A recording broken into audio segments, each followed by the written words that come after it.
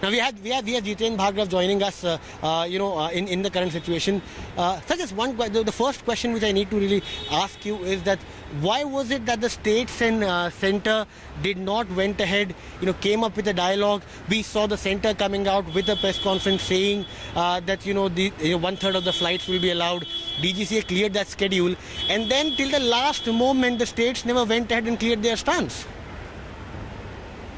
Things have gone wrong. The states were not taken on board. This is notwithstanding the fact that the minister, in an interview to several television channels prior to announcement of the recommencement of flights, made it clear that states have to be taken on board before the flights get resumed.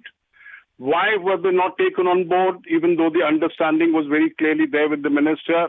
It remains a mystery to us.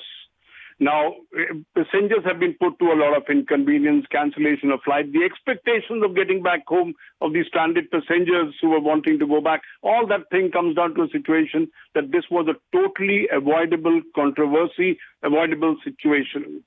Now, as we have seen yesterday, Maharashtra government said we'll take in only 25 arrivals and departures. Some states say do it from the 26th, somebody says do it from the 28th.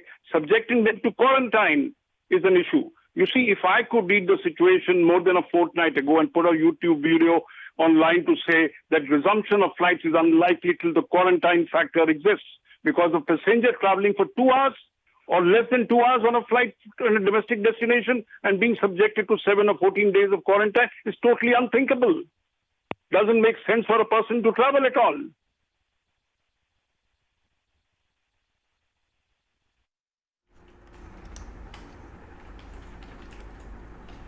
Right, Mr. Bhargav, yes indeed, and there has been quite a bit of chaos as well. So what exactly is it that you think that could have been implemented in order to sort of streamline the overall process and make sure that there was a little more clarity for the passengers who have been left stranded at the airports? If you recall, in the initial phase, the decision was being taken that only flights from green zone to green zone or green zone to orange zone will be operated and red zones will be excluded. Airlines did not find it viable to operate these limited number of flights, and they perhaps pressurized the Civil Aviation Ministry into going whole hog and operating one-third of the total flight schedule effective the 25th of May. I had found this bizarre right from day one when it was announced, and including on your channel, I made it clear that this was not a desirable course. The beginning should have been made on a more modest note of, say, 10%.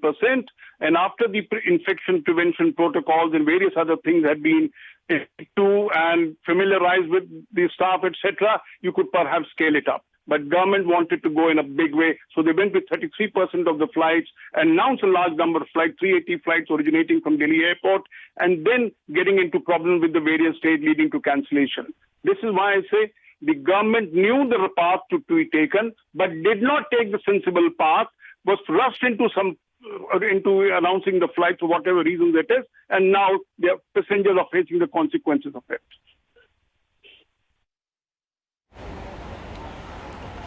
Mr. Bhargava, one question from the side of the airlines. I've been speaking to a lot of airline officials in the past. And if you look at the current prices as well, given the fact that there was so much confusion till last night about where the flights will go, about the quarantine facilities, if you see the prices, even after the cap, they were actually at the lower cap. In fact, the Mumbai-Delhi or a Delhi-Mumbai and an Indigo or a SpiceJet started at 7,000, but till yesterday, it came down to 4,000.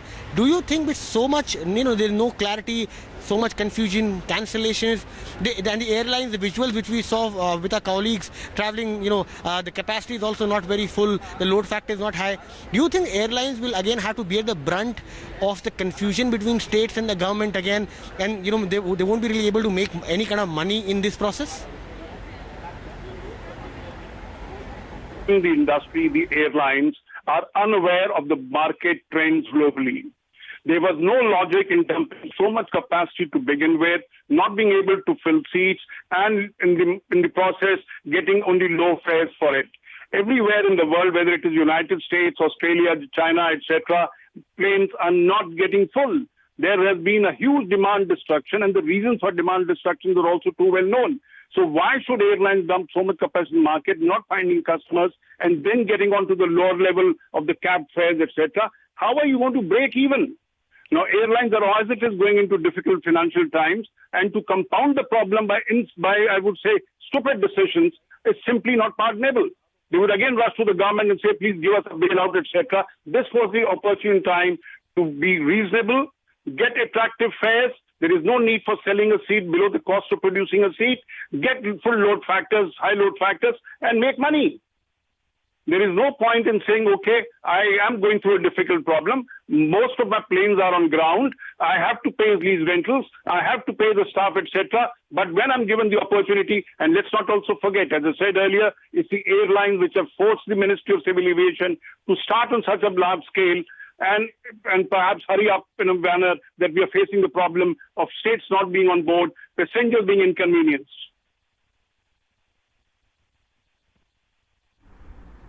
Okay, stay on with us, Mr. Bhargav. I'm just going to come right back to you. First, go across to my colleague Abhimanyu Sharma because he joins in with some more updates. Remember, there has been quite a bit of contention with the middle seat being occupied or not, and we understand that the Supreme Court has come down quite harshly on the centre, saying that the government needs to be more worried about the health of the citizens than that of the airlines.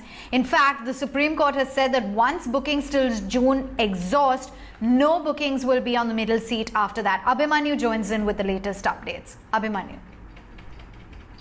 Well, hearing the case via video conferencing today, the CJI remarked that while social distancing measures are being advised across the country and even at airports, why should the same not be followed inside aircrafts? And would the coronavirus think that it's inside the aircraft and not infect people if at all they are sitting in close proximity? So clearly, the court came down heavily upon the center for not implementing the vacant middle seat rule, despite the center stating that the DGCA circular had allowed them to occupy all seats. Center also submitted that there were logistical problems with respect to families returning via evacuation flights in which middle seats were already booked, after which the Apex Court made it clear that for non-scheduled flights, such middle seat occupancy can continue only for 10 more days, whereas till 16th June, when all bookings which have already been made till the time they exhaust, after that, no middle seat bookings would take place from the side of airlines. So clearly, the top court laying it down extremely clearly, what is the extent of occupying the middle seat and till what extent is that possible.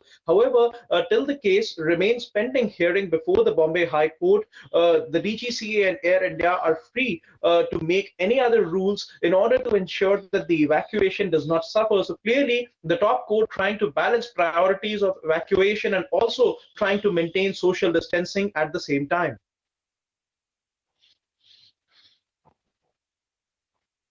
Much, Abhimanyu, for those details. Mr. Bhargav, you just heard out my colleague Abhimanyu talking about the Supreme Court, which has come down fairly harshly regarding this issue of the middle seat being occupied.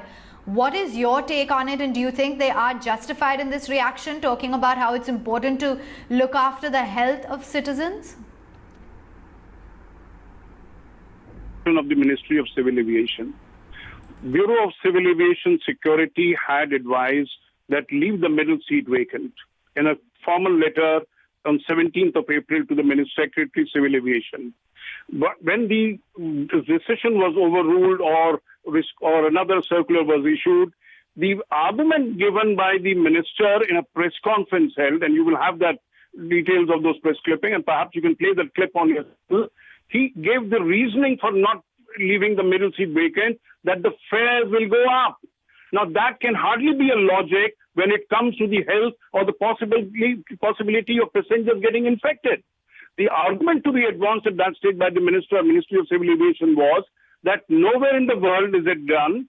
IATA, which is the representative body of over 250 airlines, has also recommended in the protocols that the middle seat need not be left vacant because the aircraft is structured in a certain manner. For example, all passengers face one side, they don't face each other. The seats back act as a barrier for the easy flow of air in the flight. The air conditioning system that you have on a flight is not the one that we have normally in our homes or at multiplexes or in usual places, but we have it in hospitals, is that the air comes from the top and disappears from the ground, from the surface of the aircraft. So it is not going to be promoting or leading to infection on the flights. If scientific reason has been given, rather than the reason of higher fares, will that the leaving of middle seat will lead to higher fare, is simply a self-goal done by the Ministry of Civil Aviation.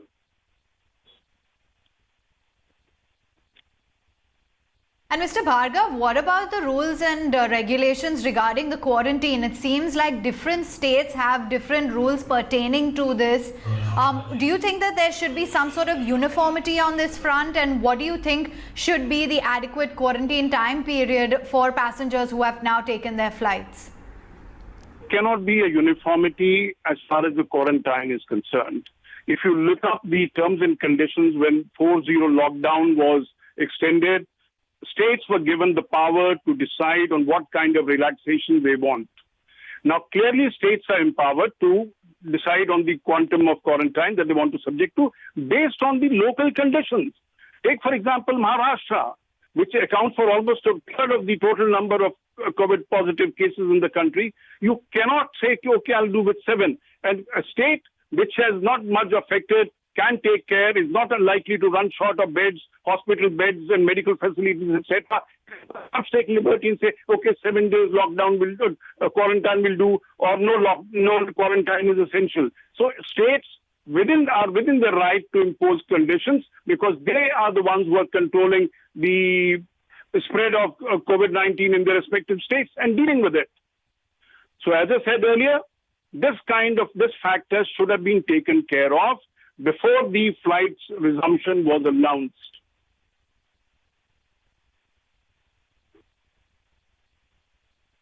Thank you so much for giving us your take. That's the view coming in from Mr. Jitendra Bhargava, who believes that a lot more rules and regulations should have been put into place in order to ensure reasonable safety for the passengers as well as less chaos that has ensued so far. We will keep you abreast with the situation on the various airports as well as how domestic flights are operating.